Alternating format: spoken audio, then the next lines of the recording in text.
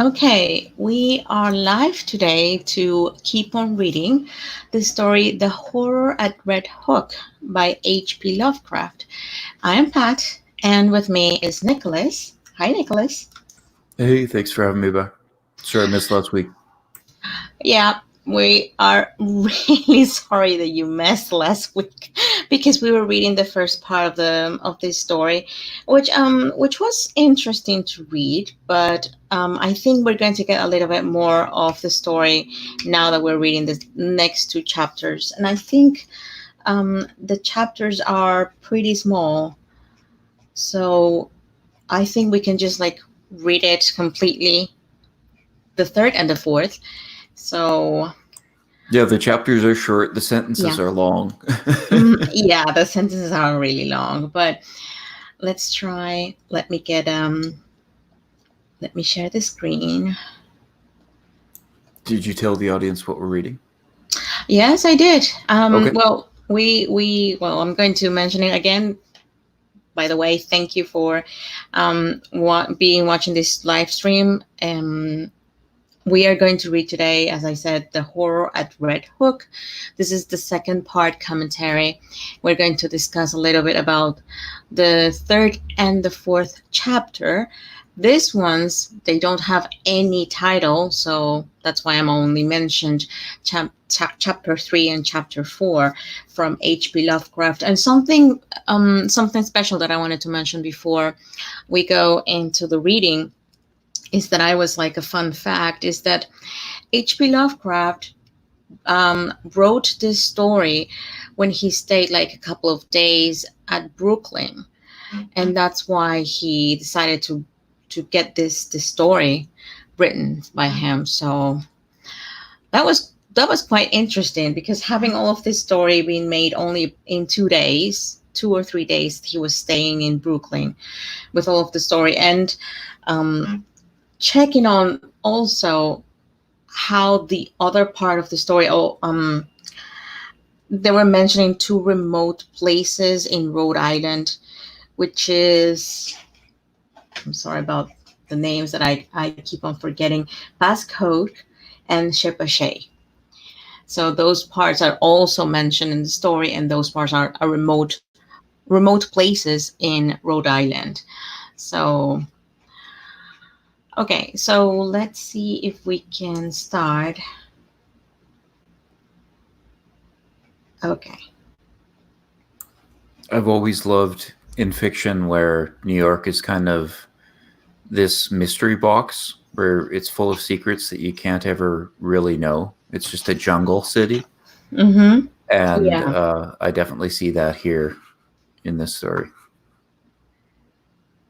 Talking about New York being this jungle of secrets. Yeah. And I wonder what else can we find here.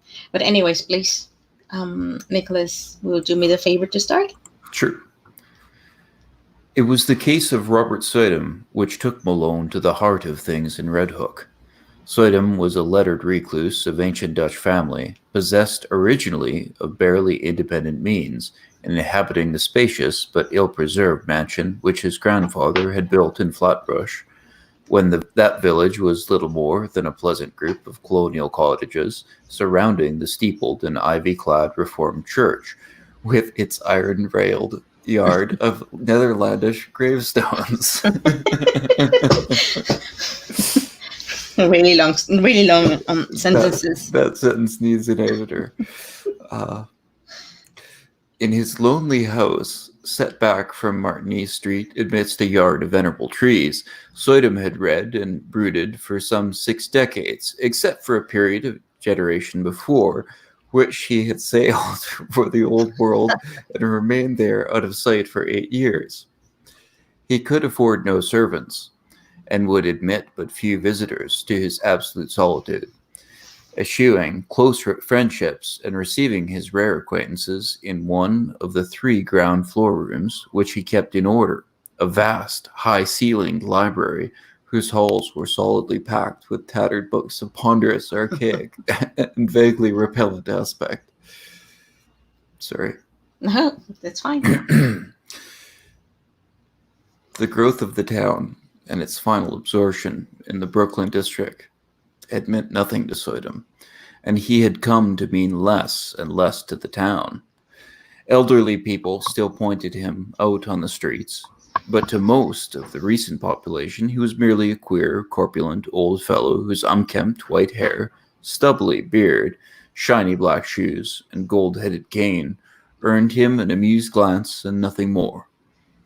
Malone did not know him by sight till duty called him to the case, but had heard of him indirectly as a really profound authority on medieval superstition, and had once idly meant to look up an out-of-print pamphlet of his on the Kabbalah and the Faustus legend, which a friend had quoted from memory. Sweden became a case when his distant and only relatives sought court pronouncements on his sanity. Their action seemed sudden to the outside world, but was really undertaken only after prolonged observation and sorrowful debate. It was based on certain odd changes in his speech and habits, wild references to impending wonders, and unaccountable hauntings of this disreputable Brooklyn neighborhoods.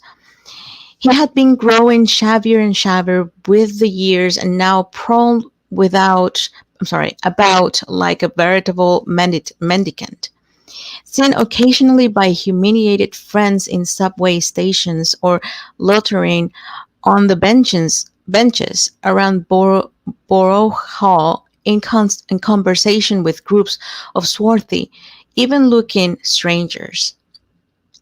When he spoke, it was the babble of unlimited powers almost within his grasps, and to repeat with knowing leers such mystical words or name as Sephiroth, Ashmodei, and Samael.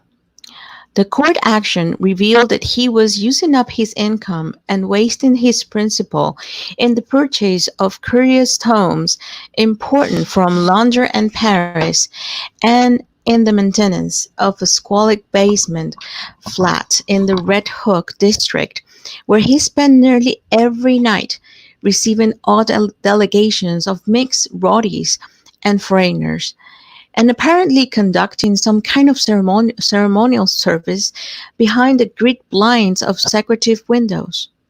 Detectives assigned to follow him reported strange cries and chants and prancing of feet filtering out from these nocturnal rites, and shuddered at their peculiar ecstasy and abandoned despite the commonness of weird orgies in that Sodom section. When, however, the matter came to a hearing, Suidam managed to preserve his liberty. Before the judge, his manner grew urban and reasonable, and he freely admitted the queerness of demeanor and extravagant cost of language into which he had fallen through excessive devotion to study and research. He was, he said, engaged in the investigation of certain details of European tradition, which required the closest contact with foreign groups and their songs and folk dances. The notion that any low secret society was preying upon him, and hinted by his relatives, was obviously absurd, and should now sadly limit what there was their understanding of him and his work. Triumphing with his calm explanations, he was suffered to depart unhindered, and the paid detectives of the Suidams, Corleans, and Van Brunts were withdrawn in resigned disgust. It was here that an alliance of federal inspectors and police, Malone with them, entered the case. The law had watched Sodom action with interest, and had in many instances been called upon to aid the private detectives. In this work, it developed that Sodom's new associates were among the blackest and most vicious criminals of Red Hook's devious lanes, and that at least a third of them were known and repeated offenders in the matter of thievery, disorder, and the importation of illegal immigrants. Indeed, it would not have been too much to say that the old scholar's particular circle coincided almost perfectly with the worst of the organized cliques, which smuggled ashore certain nameless, unclassified Asian dregs wisely turned back by Ellis Island. In the teeming rookeries of Parker Place, since renamed, where Soydam had his basement flat, there had grown up a very unusual colony of unclassified, slant-eyed folk, which used the Arabic alphabet, but were eloquently repudiated by the great mass of Syrians in and around Atlantic Avenue.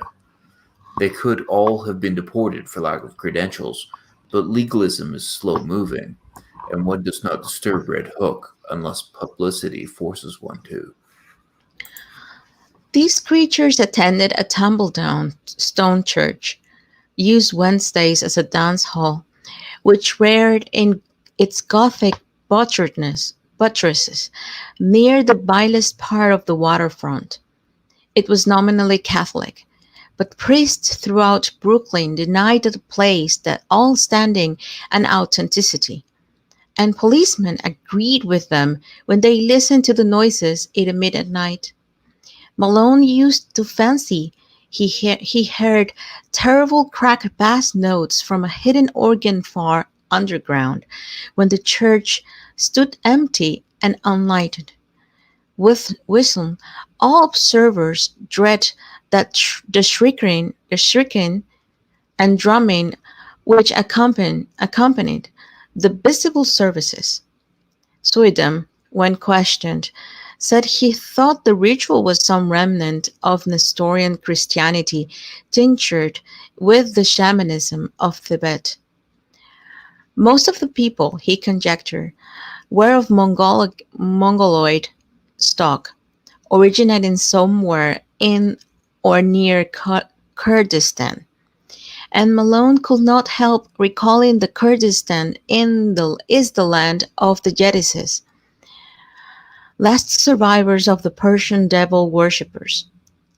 However, this may have been the stir of the Suidam investigation made it certain that these unauthorized newcomers were floating Red Hook in increasing numbers, entering through some marine conspiracy unreached by revenue officers and harbor police, overrunning Parker Place and rapidly spreading up the hill, and welcomed with curious fraternalism by the other assorted denizens of the region.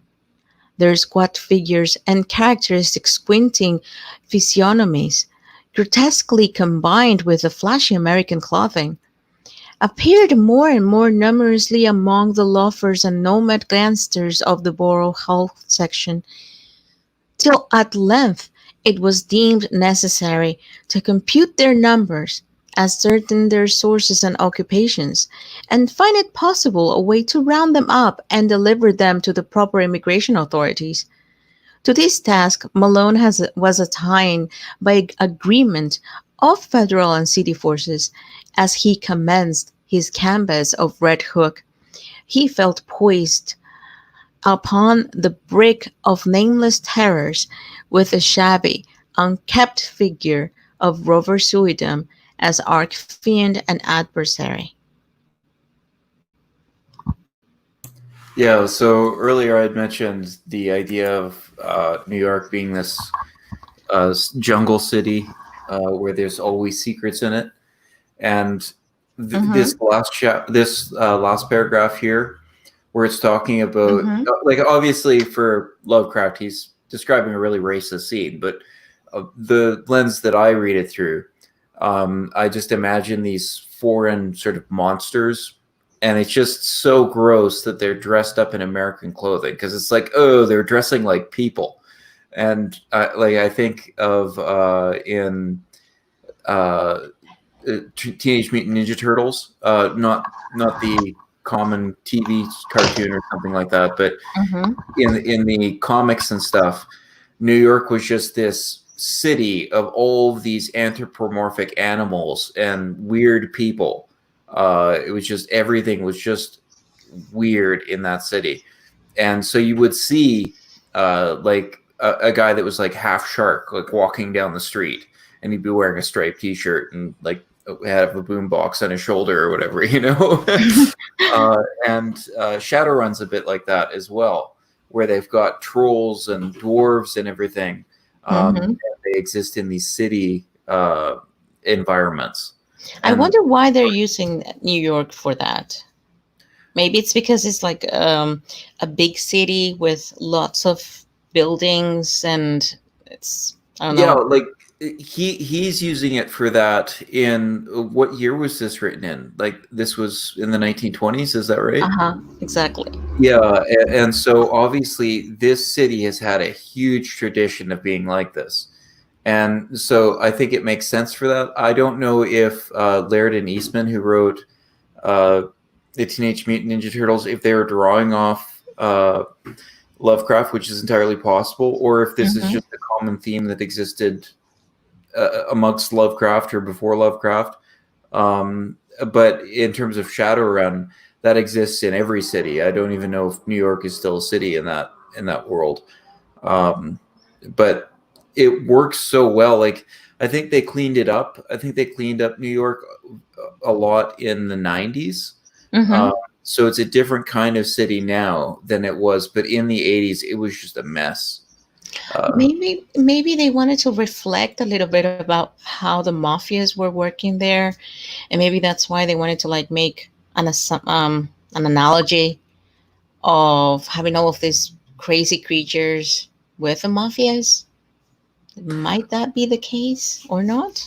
Well, yeah. Like I think if you think about the fear of having these horrible monsters in New York, and the horror of having them dressed as people, is that they are bringing in with their DNA this horrible nature that it's like giving over a city to lions. They're not going to live like people.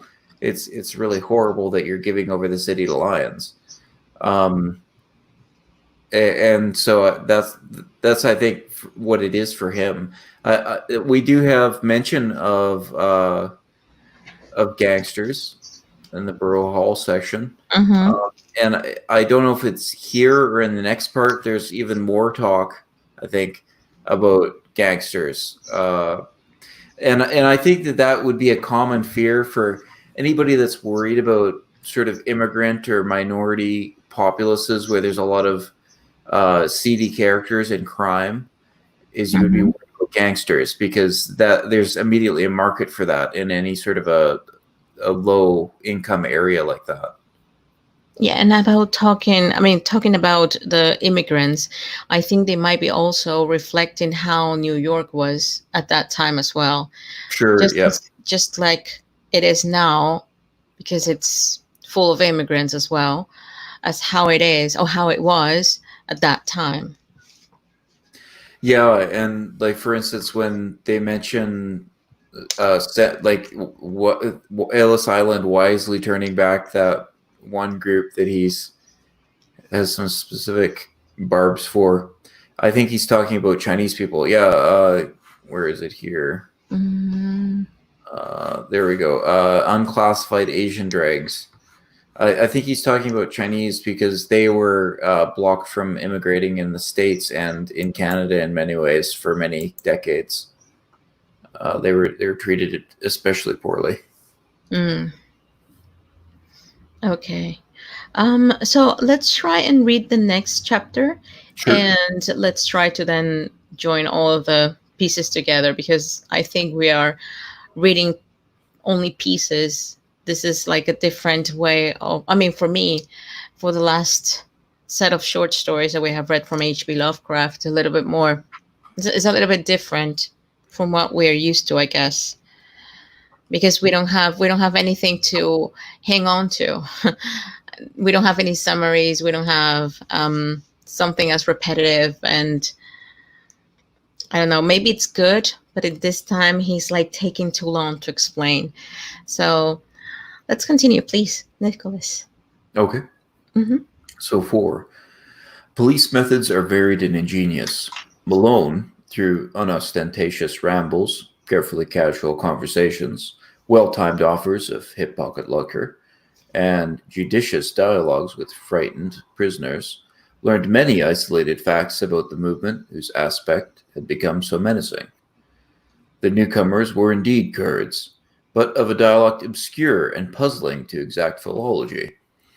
Such of them as worked lived mostly as dockhands and licensed peddlers, though frequently serving in Greek restaurants and tending quarter newsstands.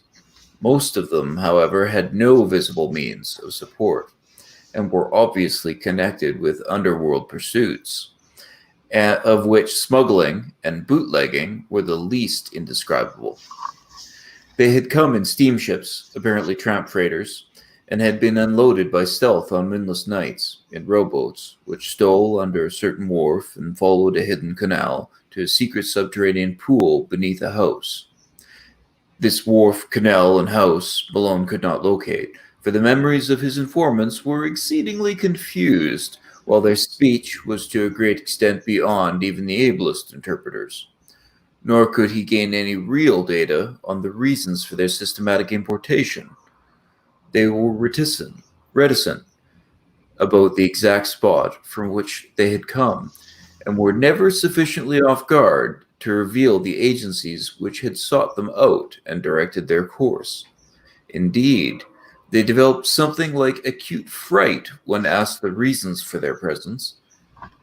Gangsters of other breeds were equally taciturn, and the most that could be gathered was that some god or great priesthood had promised them unheard of powers and supernatural glories and rulerships in a strange land. The attendance of both newcomers and old gangsters at Suidam closely guarded nocturnal meetings was very regular, and the police soon learned that the erstwhile recluse had leased additional flats to accommodate such guests as knew his password, at last occupying three entire houses and permanently harboring many of his queer companions. He spent but little time now at his Flatbush home, apparently going and coming only to obtain and return books, and his face and manner had attained an appalling pitch of wildness. Malone twice interviewed him, but was each time brusquely repulsed. He knew nothing, he said, of any mysterious plots or movements, and had no idea how the Kurds could have entered or what they wanted. His business was to study undisturbed the folklore of all of the immigrants of the district, a business with which police had no legitimate concern. Malone mentioned his admiration for Suidam's old brochure on the Kabbalah and other myths, but the old man's softening was only momentary. He sensed an intrusion and rebuffed his visitor in no uncertain way, till Malone withdrew disgusted and turned to other channels of information. What Malone would have unearthed, could he have worked continuously on the case, we shall never know. As it was, a stupid conflict between city and federal authorities suspended the investigations for several months, during which the detective was busy with other assignments. But at no time did he lose interest or fail to stand amazed at what began to happen to Robert Sudham. Just at the time when a wave of kidnappings and disappearances spread its excitement over New York, the unkempt scholar embarked upon a metamorphosis, as startling as it was absurd.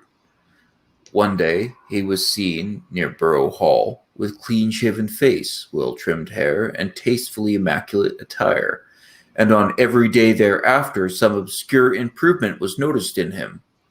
He maintained his new fastidiousness without interruption, added to it an unwonted sparkle of eye and crispness of speech, and began little by little to shed the corpulence which had so long deformed him. Now, frequently taken for less than his age, he acquired an elasticity of step and buoyancy of demeanor to match the new tradition, and shewed a curious darkening of the hair which somehow did not suggest dye.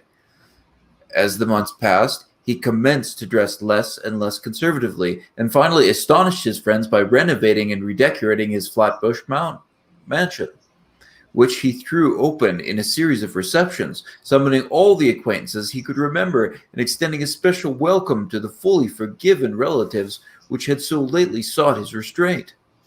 Some attended through curiosity, others through duty, but all were suddenly charmed by the dawning grace and urbanity of the former hermit.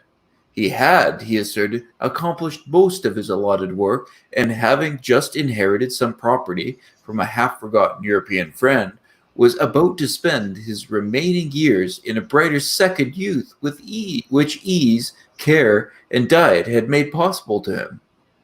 Less and less was he seen at Red Hook, and more did he move in the society to which he was born.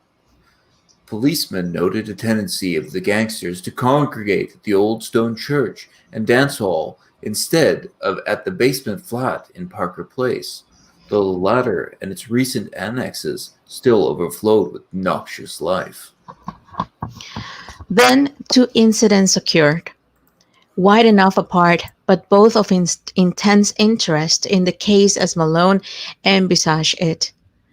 One was a quiet announcement in the Eagle of Robert Sweetham's engagement to Miss Cornelia Gerritsen of Bayside, a young woman of excellent position and distantly related to the elderly bridegroom-elect, whilst the other was a raid on a dance hall church by city police after a report that the face of a kidnapped child had been set for a second at one of the basement windows. Malone has participated in this raid and studied the place with much care when inside. Nothing was found. In fact, the building was entirely deserted when visited, but the sensitive Celt was vaguely disturbed by many things about the interior. There were crudely painted panels he did not like, panels which depicted sacred faces with peculiarly worldly and sardonic expressions, and which occasionally took liberties that even a layman's sense of decorum could scarcely countenance. Then, too, he did not relish the Greek inscription on the wall above the pulpit, an ancient incantation which he had once stumbled upon in Dublin college days, and which read, literally translated, O friend and companion of night, thou who rejoicest in the baying of dogs and spilt blood, who wanderest in the midst of shades among the tombs, who longest for blood and bringest terror to mortals, Gorgo, Mormo, thousand-faced moon, look favorably on our sacrifices. When he read this, he shuddered, and though vaguely of the cracked bass organ's notes he fancied he had heard beneath the church on certain nights. He shuddered again at the rust around the rim of a metal basin which stood on the altar, and paused nervously when his nostrils seemed to detect a curious and ghastly stench from somewhere in the neighborhood. That organ memory haunted him, and he explored the basement with particular assiduity before he left. The place was very hateful to him, yet after all, were the blasphemous panels and inscriptions more than mere crudities perpetrated by the ignorant? By the time Swedham's wedding, the kidnapping epidemic had become a popular newspaper scandal. Most of the victims were young children of the lowest classes, but the increasing number of the disappearances had worked up a sentiment of the strongest fury. Journals clamored for action from the police, and once more the Butler Street station sent its men over Red Hook for clues, discoveries, and criminals. Malone was glad to be on the trail again and took pride in a raid on one of Sodom's Parker Place houses. There indeed no stolen child was found, despite the tales of screams and the red sash picked up in the areaway. But the paintings and rough inscriptions on the peeling walls of most of the rooms and primitive chemical laboratory in the attic all helped to convince the detective that he was on the track of something tremendous. The paintings were appalling, hideous monsters of every shape and size, and parodies on human outlines which cannot be described.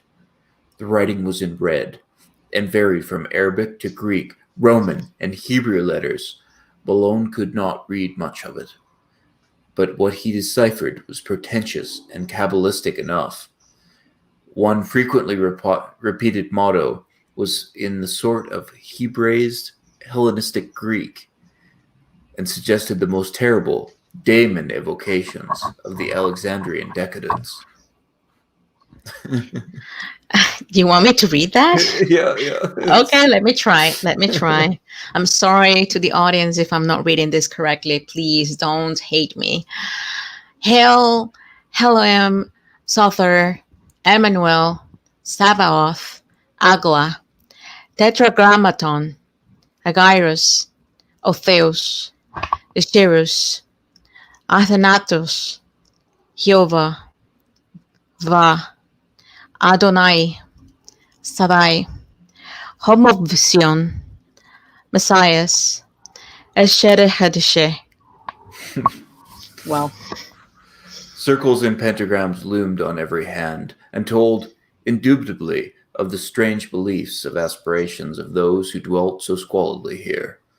In the cellar, however, the strangest thing was found: a pile of genuine gold ingots, covered carelessly with a piece of burlap, and bearing upon their shining surfaces the same weird hieroglyphics which also adorned the walls.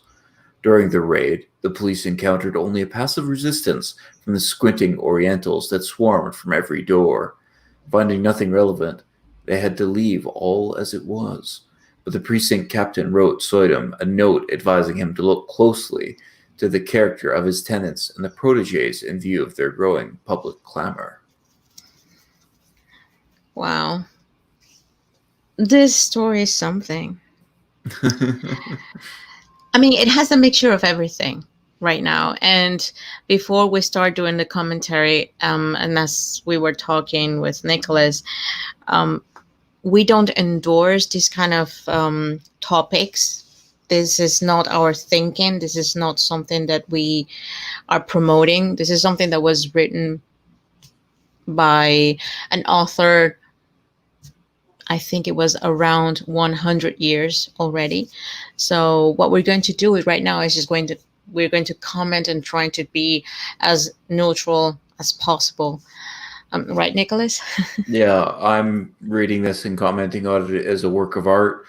Exactly. I personally don't think that these names, even though they come from various religions, really have any power unless you really associate some power to them. And I personally don't. I take them as just names in a story. Yes, exactly. This is like part of the historical essence that we are receiving from H.P. Lovecraft, and we're trying to comment and discuss in this live stream. So, okay, let me stop sharing I'm just right glad now. you were the one that read the names, because that 10,000 years in hell, I don't want to. That was not something I wanted to Wow, go through. thank you, Nicholas. Thank you. I'm glad that I served for something. You took it for the team. I'll get Of the next course. one. I'll get the Yes. next 10,000 years. Is there something else like that? No, I don't think so. I think that's done. That's done for the story. So let's say that we have all of the bad resources here in this two chapters that we read. We have I think we have a mafia there. We have something about Sure, yeah, mafia. they seem to be sort of involved and around. But the I mean, really interesting thing is that this guy is getting his youth back. He's always been really sickly looking, Hmm. And he's getting young. He's getting dark hair. He's getting his hair back. He's getting a bounce in his step. So He's having money. He oh wants yeah, to. yeah. They've got He the wants money. Yeah, to. Yeah, he wants to like do parties with everyone. So I think that it's like a mixture. It's like selling your soul to the devil, as you say before. yeah. But I think he's also he's. I assume he's sacrificing these children or doing something terrible with these people if they're kidnapping. Yeah, but the thing is that they're not finding the bodies. So this is like more of I don't know, like a paranormal thing, because Yeah, yeah. Definitely paranormal. Normal. because because you wouldn't even think about killing a child, killing lots of children, and where to find the bodies. I mean, where to find the at least the bones. Right. Yeah, I know that at that time they didn't have the best technology or the DNA tests and whatever, but it will be really difficult to hide all of the bones Well, and blood they if you're did doing a talk sacrifice. they did talk in the earlier chapters that you read without me Mhm. about a lot of the bodies leaving in the water. But that wouldn't necessarily be associated with this. Yeah. Yeah, but if it was in the water, supposedly they were asking the police and they were coming to Red Hook to check. They should have checked that part as well. Right. Or maybe the police didn't want to get involved, and that's why they only check at certain parts.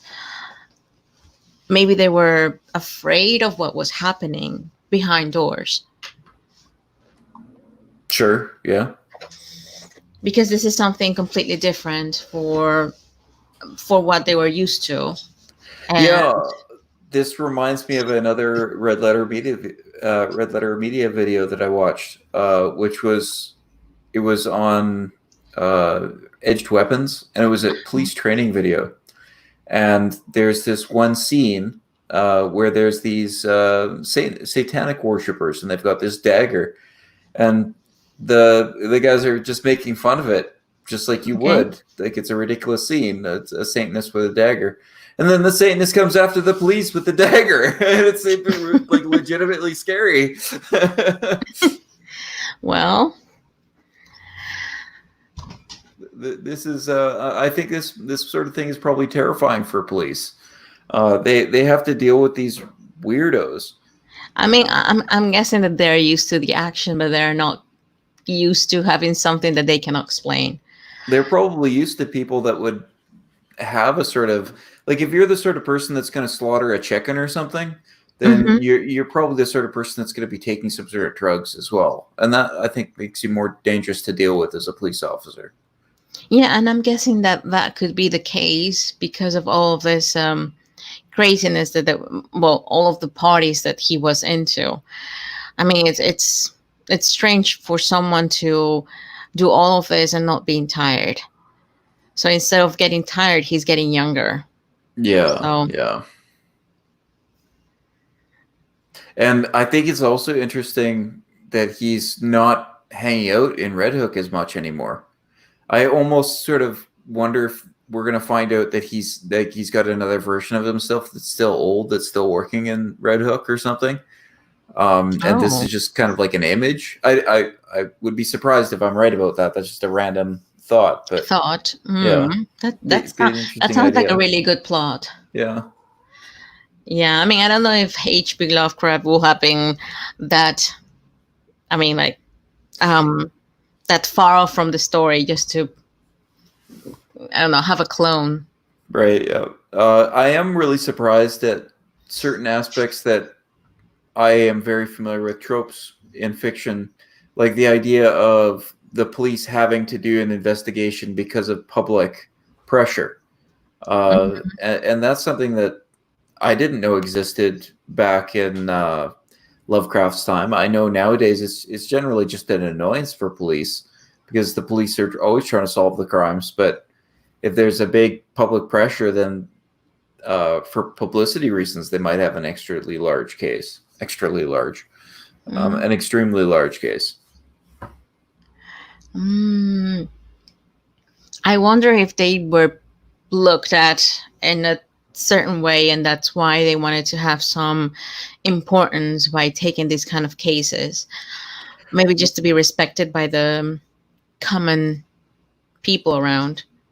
Well, I'm really skeptical of the historical narrative, but I think if you ask most people, they would say that uh, minorities, especially undocumented minorities, going missing in the 1920s probably wouldn't have been a big deal for the police.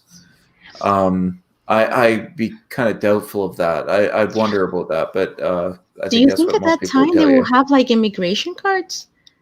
Oh yeah, well they were talking about this. They were talking about how a lot of people didn't have documents and things. No, no, but well, I don't know if it will have been like really strict, just like today, like how it is today. Well, I think that Because it governments. might have been like a piece of paper that I could, I don't know, it could be lost, and I could say, Well, "Hey, I lost my paper." yeah, but the way that I look at it is that governments are predicated on uh, getting money from and resources from the people, Mm-hmm. and so they have a vested interest in knowing every single person that exists. Yeah, Uh, to be able to charge them. yeah, and so I think like even right back to the Romans, governments have been pretty close to pretty careful about keeping tabs on the people. Hmm. Okay. What do you think about the story so far? I mean, how it's been written by H.P. Lovecraft? I think it's really interesting. I can see the racist inspirations for this being a real turnoff for a lot of people in a Mm-hmm. way that they couldn't enjoy it. But, I enjoy fantasy and things like that. And I think that a lot of times that's dealing with stereotypes. And so I just take these as stereotypes that he's describing, and I don't take this as describing any actual people.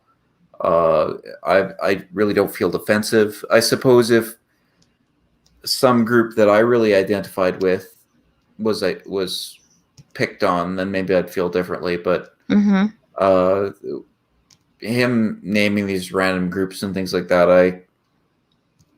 I suppose if I was in a classroom and it was read and I was a member of one of these races or these groups, I would be upset. But otherwise, I just think it's an interesting description. I wonder why he wanted to um, write this at this time, like I really writing. get the feeling like he just kept notes, like a diary or something, when he was visiting, and Mm-hmm. then he created a short story based on it. And I bet you his diary was a bunch of ranting. Yeah, because I think he mixed it up with all of the information he already have in his brain. I don't think he might have found something like this around New York at all. Oh yeah, I think the cultist aspect and this character of this Robert Soydum, I think all of this is new. Yeah, I think that his impressions, though, of all these different races and cultures, and his ideas of what they were doing there, I think that would have served for the inspiration of this, the mood, like everything that you feel in this story. Yeah. I mean, because it was, you can feel it that he was like trying to get us into the storyline of all of these ancient stories. Yeah. I don't know, like more as a fantasy than the real deal. I think it's more of a H.P. Lovecraft how to ancient history or how to read ancient history. Sure. Yeah. Yeah.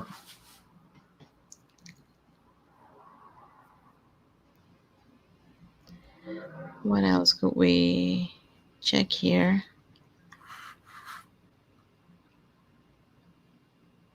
I do, again, with this story. I'm finding that it's really interesting at how little Lovecraft really has to do to keep me interested.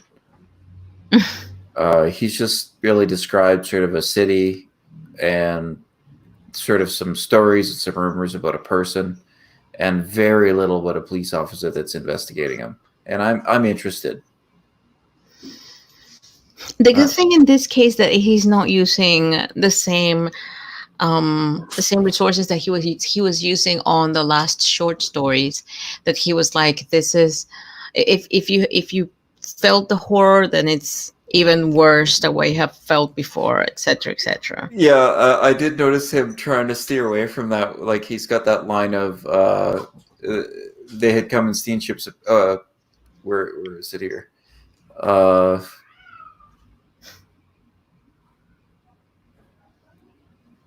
Oh, I lost it. Here we go.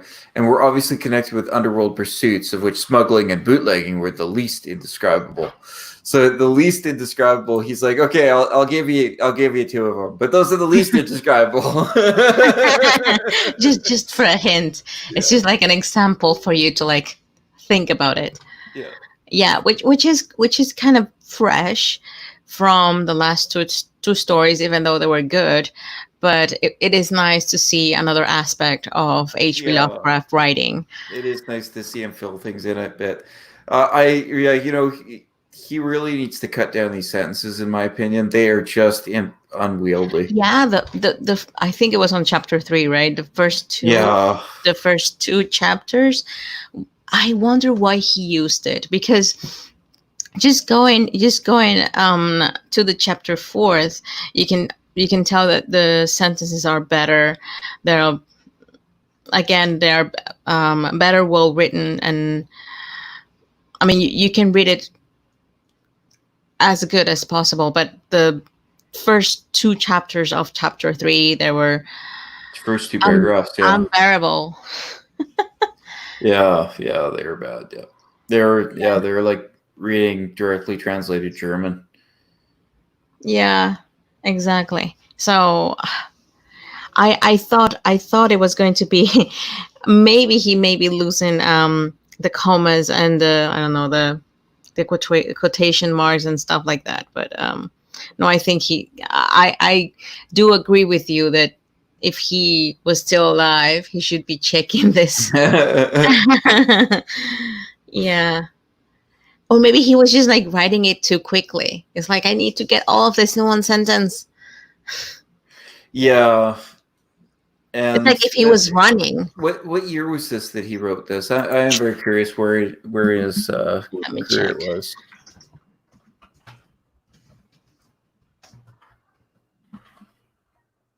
1927. Okay, so this is sort of right Okay, in the middle. sorry, 1925, and it was published on a magazine, Weird Tales. Okay, yeah. So 1927. this was published in his wheelhouse. He probably thought it was fine. I'm guessing he was probably writing, and he didn't want to be too critical of himself at this point. I'm guessing that's how this got in there. Yeah. Because 1, 2, 3, 4. That's a good four line sentence, and it doesn't need to be That long. Yeah. And it's just difficult to read. Like you can get away with a sentence like that, and placed intelligently, it could be a really good sentence. But yeah, I don't But think you it know works here. what? You know what? If you, I'm just going ahead again, thinking maybe the unthinkable. Maybe I should be thinking it, but maybe he is leaving it that way for you to try and read it a certain way. So maybe Yeah, you can change the way that you read it, because if you read it a certain way, you will think something, and if you read it in a different way, then you will change your mind completely. yeah. I just don't know how to pick up that rhythm because, like, the first sentence is different. Sidon was a lettered recluse of an ancient Dutch family, possessed originally of barely. Yeah, I just don't know how to get. I don't know what rhythm he's. He wants us to If go. he's got something going on there, yeah. Uh-huh. Hmm. I wonder what he was thinking about when he wrote that. Why Yeah, he well, wanted to put it that way. something else that I find interesting here is that the Catholic Church and the so the Catholic Church is sort of in disarray. Like the bishops are like, that place isn't really Catholic anymore. We don't do anything there. Just a bunch of immigrants gather there. And they've got the gravestones here are Netherlandish, and the ivy-clad Reformed Church, ivy-clad. So it's like covered in vines and things. And so the way that I'm looking at this is that all of these things are representing the dying and the old Northern Europe. And I was thinking, I meant to look it up, but there's this Japanese concept for beauty that, in the West, generally beauty is thought in terms of fullness. So you would think about a flower in bloom. But in Japanese philosophy and their idea of beauty, often something that is receding from beauty is considered beautiful. So, for instance, the petals that are falling from the cherry blossoms, that is considered beautiful in Japan because it's sort of falling. And I was thinking, in a sick, perverted sort of way, the loss of beauty is horrific for Lovecraft. And I was looking at a lawn today, and it was just covered in dandelions. Do you know what dandelions are? No. No. You know those yellow weed flowers, and they sort of turn to seed, and they get really white and fluffy. Okay. Do you know what I'm talking about? Oh, okay. They don't grow there. Yes. Okay. We have it. I think it's called diente de león in Spanish. So it's we call it. Yeah, the translation will be like a lion's tooth, which is nothing to do. Yeah, but the translation, I mean, literally, is not what you mentioned. But I get your point. Yeah, sure. And so for him, this might be kind of beautiful in a horror way to describe all of these sort of Northern European things as being old and dying and covered in plants, and the incoming of all of these immigrants and then bringing in these demonic traditions from the old times. Okay. It could be. It could be because I'm thinking maybe that's the only thing that they were listening from Northern Europe. Right? They were listening to what the Catholic Church was doing around that time, and how I'm guessing that time was the witch hunt. Well, I think he would have identified it with Christian Europe. Yeah, he would have thought about it as Protestant Europe and Catholic Europe. But in terms of witch hunts, those really weren't a big thing. And in terms of like the Spanish Inquisition declared the idea of witches to be a delusion that the people had. So it refused to investigate. It investigated a few of them, but then it refused to investigate them after that because they were just like, people are getting crazy about this witch thing. There's no witches around here. But I was listening to your reading earlier from your last video, and you mentioned people were being falsely accused of being witches. And yes, that definitely did happen. But one thing I think you're overlooking is that there were and there are legitimate, like sort of Satanist sort of people that are involved with devil worship and sacrifices and things like that. And that's serious.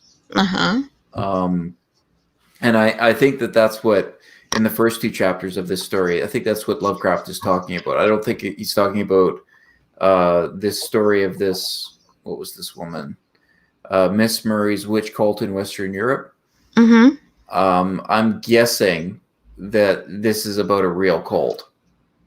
And if you're getting, like, I'm not talking about Wiccans and stuff. You might meet some Wiccans and they'll be like, we don't use magic for any harm or anything. I'm talking about legitimate devil worshipping or witches and that sort of, like, the worst thing that we can imagine in a cult.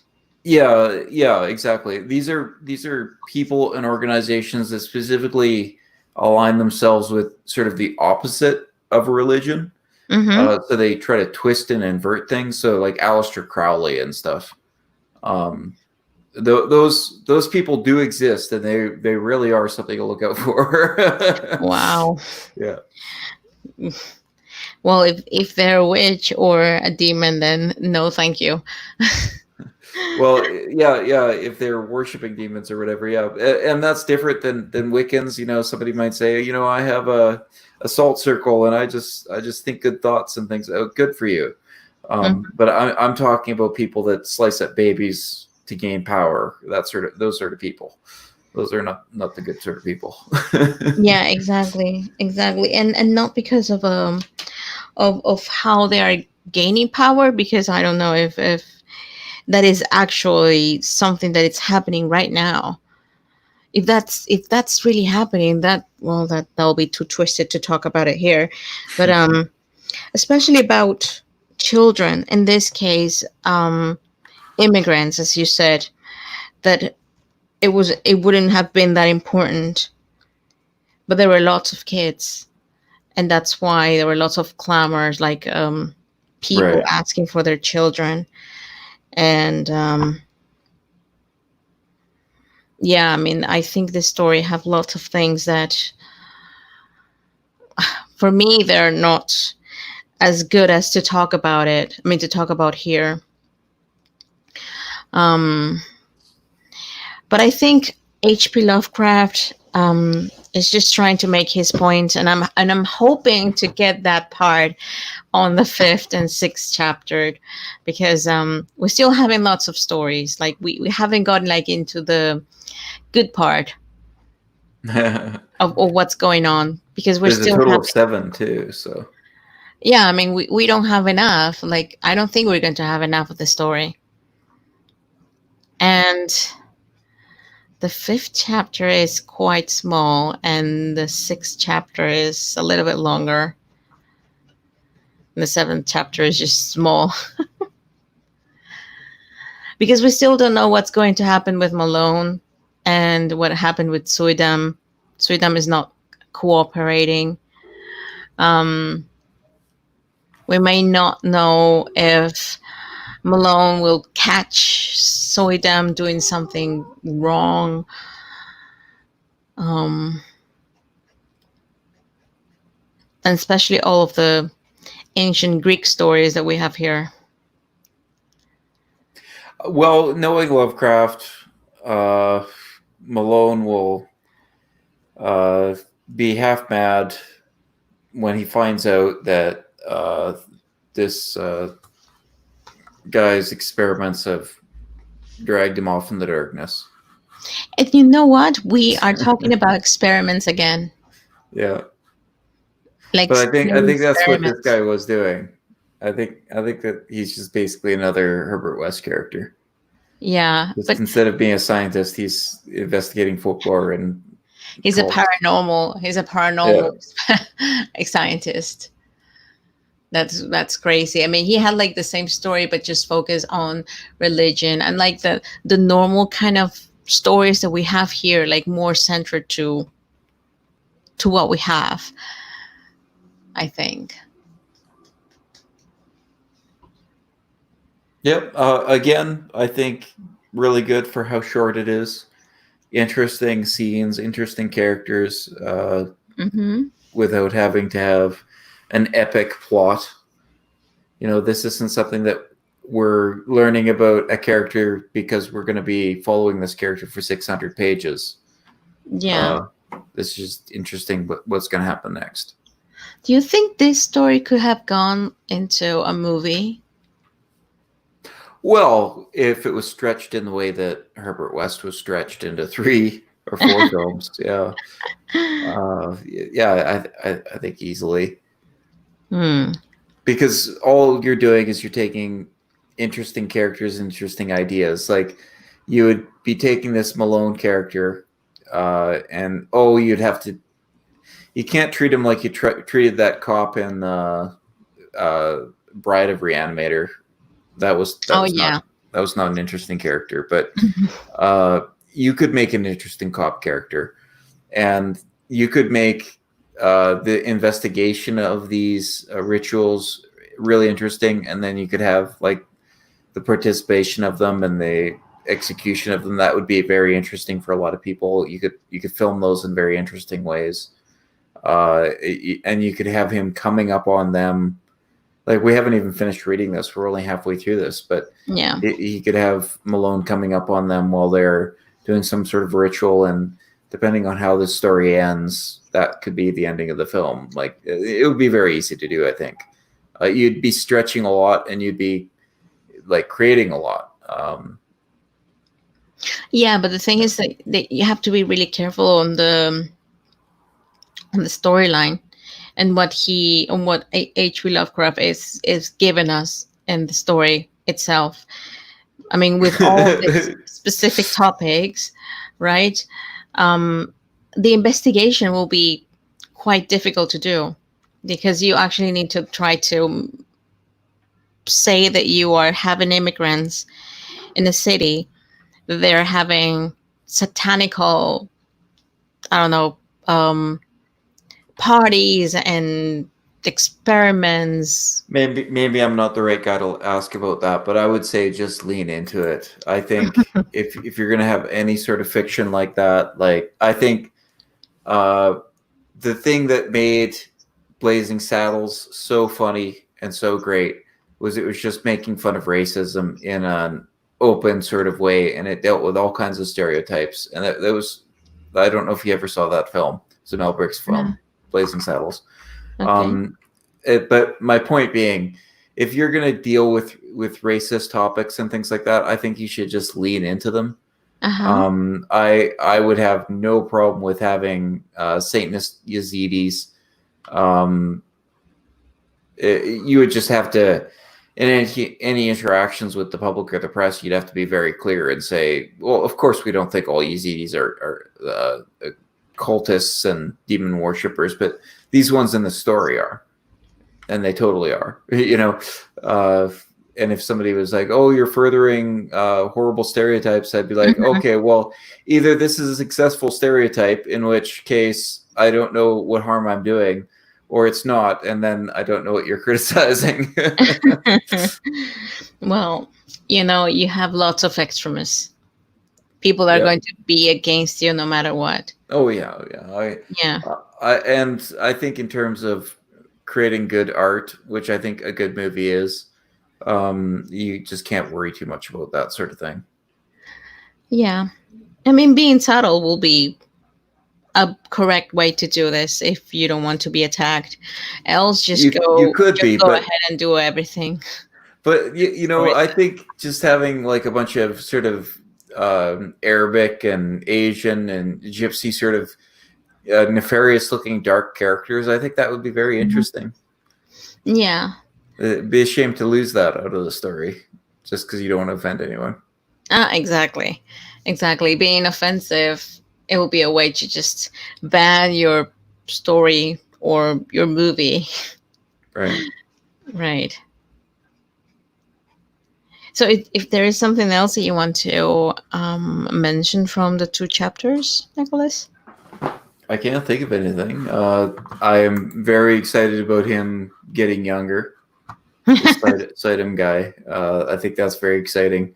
Far too often I come across stories or something where it's a really interesting if or if not, and there really is nothing behind the curtain. And so it's always nice to see there's quite obviously something behind this curtain. There's magic going on. Yeah, he's getting younger. And that makes me very interested. I'm like, okay, this seems interesting. I'd like to know, how is he getting younger? Yeah. What's the story behind that? Mm-hmm. Yeah. Well, for me, this is a completely different story, as I said, from H.P. Lovecraft, and I'm still hoping to get the best of it on the next chapters. So if that's the only part that we want to mention, nothing else, Nicholas, so we can close the stream now. Oh, right, sure. Okay, so this is about it of what we have read. We have read chapter 3 and chapter 4 of H.P. Lovecraft, The Horror of Red Hook. And this story, as we said, was written on 1925, and it was published in 1927. So it's almost 100 years old. So next time on Tuesday, we're going to, I think we can finish. Do you think we might be able to finish the story? Sure. Yeah, as long as we're not tired. Yeah. Yeah, exactly. Well, we're going to discuss that before that, but I think we can just at least read again 2 more chapters of the story and see how it goes. So for now, thank you very much. If someone is going to be watching this live stream, thank you so much for reaching up until here. My name is Pat, and with me was Nicholas reading the story. Please subscribe to his channel. He also has his channel. He will be posting new videos soon, I hope. Yeah, and let me just say Yeah, thank you please. so much to people for all their support. I'm just about to get my 1,000, so things are And about that's to great. kick into high gear with my channel. I'm really looking forward to that. Thank you for your support, guys. So I am really thankful for everyone. I hope that you want to say, if you want to say something, please mention it in the comments below. Anything that could help us just to reach out more of you, and more stories maybe you want us to read from H.P. Lovecraft or any other writer. You know. So for me, it's a good night. Good night, Nicholas. Thank you for being here. Thanks for having me. Thank you guys, and I'll see you guys soon.